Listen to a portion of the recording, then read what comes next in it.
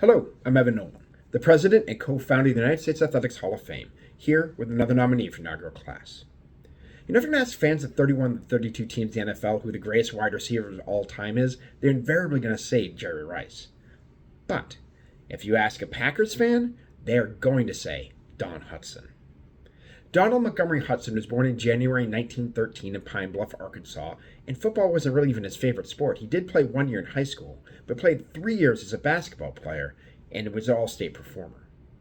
Still, his performance on the football field was enough that Alabama Crimson Tide coach Frank Thomas came and convinced him to come to Alabama to play end. And honestly, his work at Alabama at end changed the entire way that people saw players on the end of the line, and really made him the first modern wide receiver in the real sense of the word. After graduating, he wasn't going to play professionally, but Curly Lambeau saw him and decided that he was the perfect player to bring to the Packers to change their offense from more rushing oriented to incorporating more passing. And he did just that. His very first play from scrimmage was an 89-yard touchdown reception from QB Arnie Herber. It's a sign of things to come. He became the youngest player in league history to lead the league in both receptions and yardage, which actually was broken in 2022 by Justin Jefferson with the Vikings.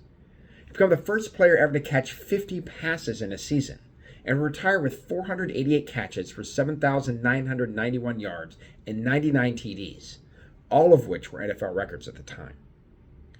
In fact, he'd set 21 NFL records, 13 of which still stand, including a ridiculous 29 points in one quarter against the Detroit Lions, the second quarter, as a matter of fact, in 1945.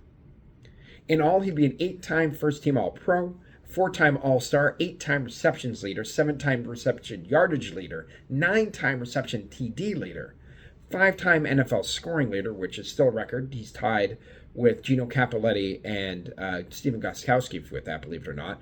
3-time NFL champion and the 1941 and 1942 MVP.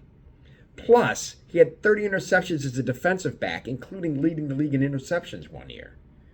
He's a truly incredible athlete and a member of the 1930s All-Decade Team, the 50th, 75th, and 100th anniversary NFL teams, and member of both the College and Pro Football Hall of Fames.